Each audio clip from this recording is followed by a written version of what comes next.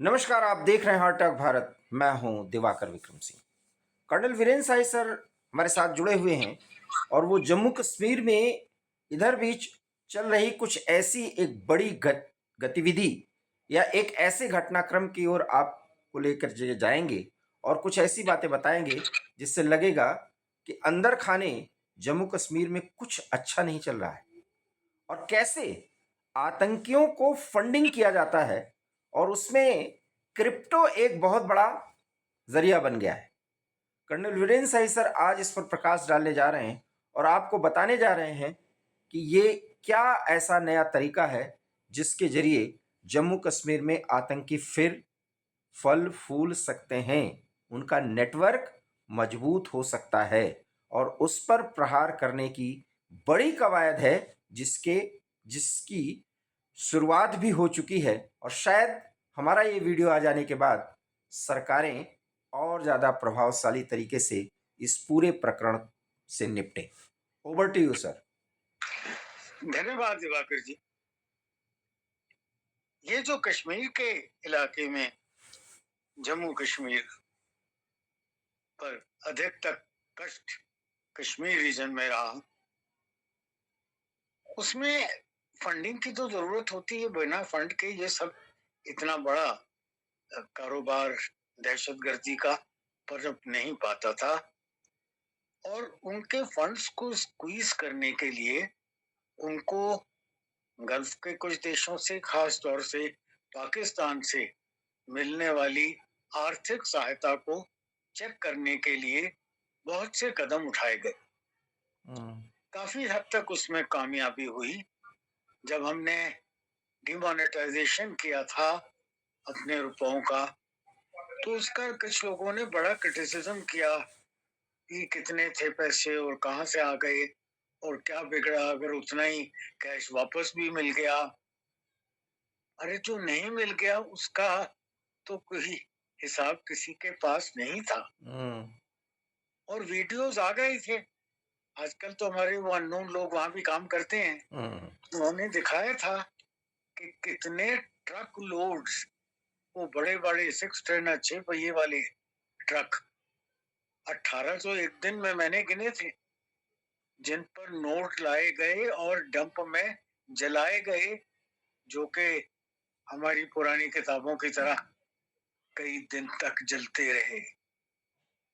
इतना करेंसी उन्होंने हमारे ही द्वारा फैसिलिटेट किए हुए कागज पर, हमारे ही द्वारा चोरी से उन्हें पहुंचाए गए उस प्रिंट पर नोट बना लिए थे और किस कदर फेक करेंसी का प्रचलन देश में हो गया था, जो ओरिजिनल से ज्यादा बढ़िया मेल खाती थी। और उसी पर ये 500 रुपया पर पत्थरबाज बच्चों को दिया जाता था। उसी से कितनी बार करोड़ों रुपया कभी गाड़ी में और कभी वो गैस के सिलेंडर में और कभी कहीं कहीं पकड़ा जाया करता था और इसका सोर्स पता नहीं लगता था जी।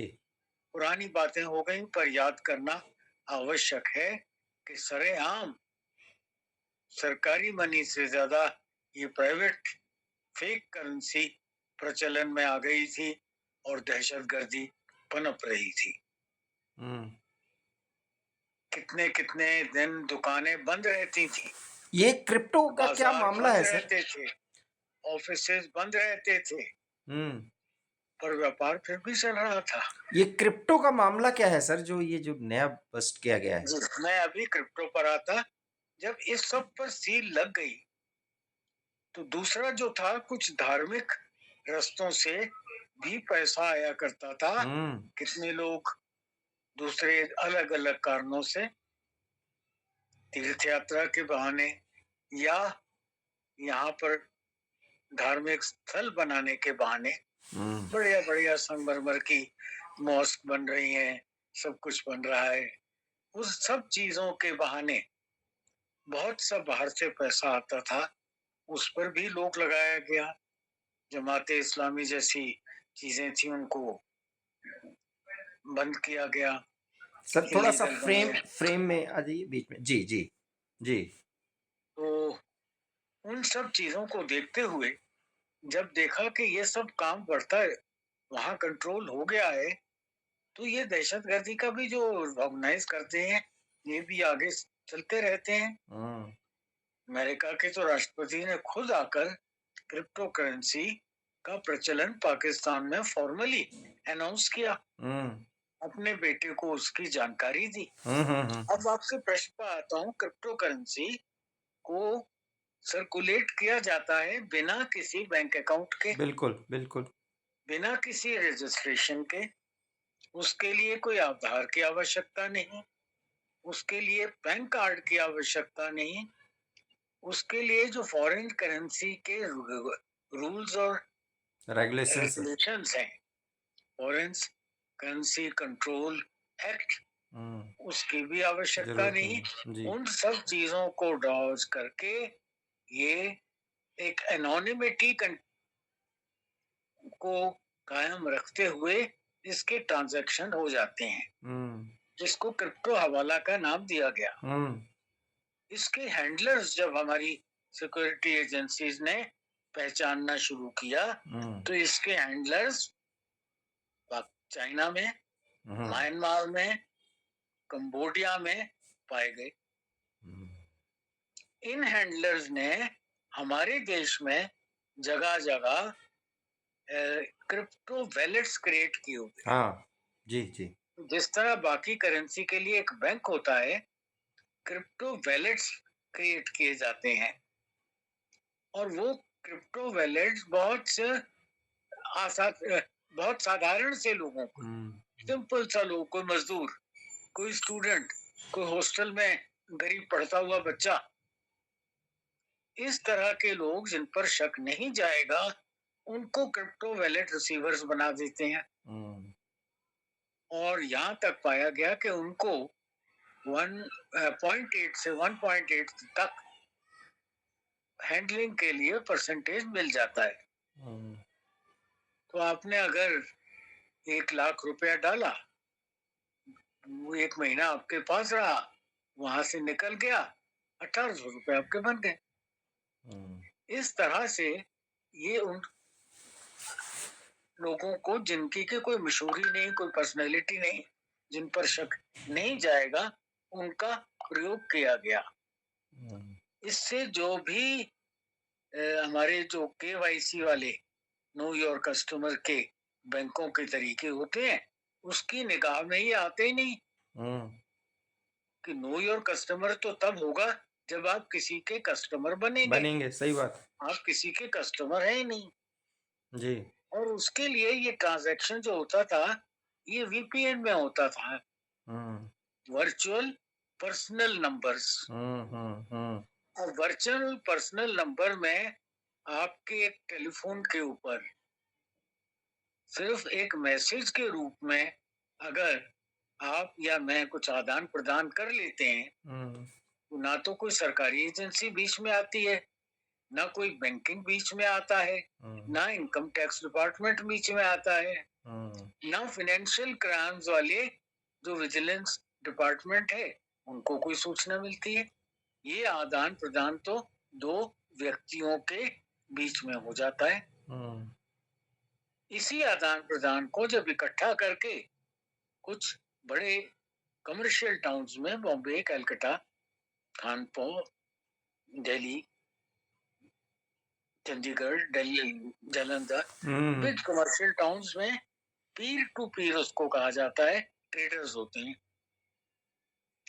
जो कि इन छोटे छोटे लोगों से संपर्क करके जो जो कुछ आपके प्याले में आया, उन्होंने इकट्ठा करके एक बड़े कढ़ाई पतीले में डाल लिया। हम्म, इस तरह के 100-200 पतीले बनकर एक बड़ी अकाउंट बन गई, अमाउंट बन गई, जिसका के प्रयोग टेरर फंडिंग के लिए किया जाने लगा। हम्म, इसके लिए हमारी सिक्योरिटी एजेंसीज ने जे&के में, खास तौर पर कश्मीर में हंडवारा और जम्मू रीजन के डोडा डिस्ट्रिक्ट में कुछ स्ट्राइक्स की।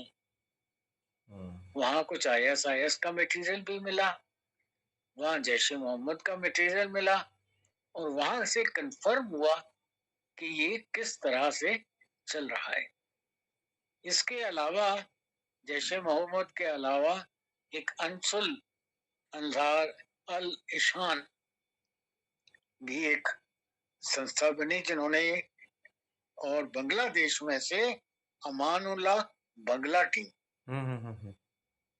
ये भी इस कार्य में सम्मिलित हुए, जो कि जैसा मैंने बताया जो वैलेट्स यहाँ बनते थे उनमें ये योगदान देते थे, कुछ कुछ इनके थ्रू आकर जमा होता रहा।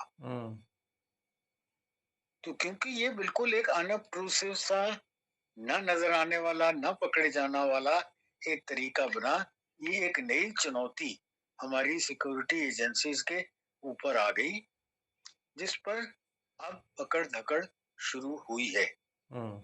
और हो सकता है आने वाले कुछ समय में जिस तरह डिमोनेटाइजेशन के बाद हमने हवाला ट्रांजैक्शंस पर कंट्रोल किया, उसी तरह इसका जो हवाला है, क्रिप्टो हवाला के ऊपर भी जल्द से हम अंकुश लगाने की क्षमता में आ जाएंगे। बहुत बड़ी जानकारी कर्नल सर ने दी, और कर्नल सर की बात को मैं और आगे बढ़ाते हुए इस पूरे वीडियो पर आपकी राय जानना चाहूँगा, और ज़्यादा से ज़्यादा शेयर करिए, क्योंकि ये क्रिप्टो करेंसी और ये क्रिप्टो हवाला किस तरीके से भारत में एक बार फिर आतंकवाद पैदा कर सकता है। इन्होंने बताया कि एक वॉलेट जो हिंदी में कहते हैं ना पर्स, और यही वॉलेट का निर्माण किया, बटुआ, यही बटुआ बनाया गया है। सर मैं आपको जानकारी दे दूं कि जो ये हमने ऑपरेशन सिंदूर के दौरान तबाह किया, उनके मस्जिदों के नाम पर जो उन्होंने बनाए थे आतंकियों के अड्डे, उसके रिबिल्ड के लिए बाकायदा ये जितने भी आतंकी संगठन हैं उन्होंने इसी क्रिप्टो हवाला का सहारा लिया है। और इस जानकारी पर आप समझ सकते हैं कि जब वहाँ के आतंकी संगठन, और कई आतंकी संगठन हैं, और वो सारे जिनको हमने तबाह या बर्बाद करने की ठानी थी और हमने लगभग कर भी दिया, वो सब इसी क्रिप्टो हवाला के जरिए अपने आप को मजबूत बना रहे हैं, उनकी उगाही हो रही है। उन्हीं का पूरा जो कनेक्शन है वो जम्मू कश्मीर के आतंकियों के साथ हो रहा है। एक जो स्लीपर सेल है वो सक्रिय हुआ है, और इसलिए क्रिप्टो हवाला बहुत ज़्यादा प्रभावी हो सकता है जम्मू कश्मीर में, जिसको हमारे सिक्योरिटी एजेंसीज ने बर्स्ट किया है। एक दो जगह छापे भी पड़े हैं, लेकिन इस पर बड़ी कार्रवाई की ज़रूरत है, क्योंकि ये पूरे देश में फैल रहा है। कर्नल सर की जानकारी और मेरे द्वारा ये दी गई जानकारी, इस पर आप अपनी राय दे रखिए, और हमारे चैनल हार्ट ऑफ भारत को देखते रहिए और इसे सब्सक्राइब कर लीजिए। बहुत बहुत धन्यवाद। नमस्कार। धन्यवाद दिवाकर जी।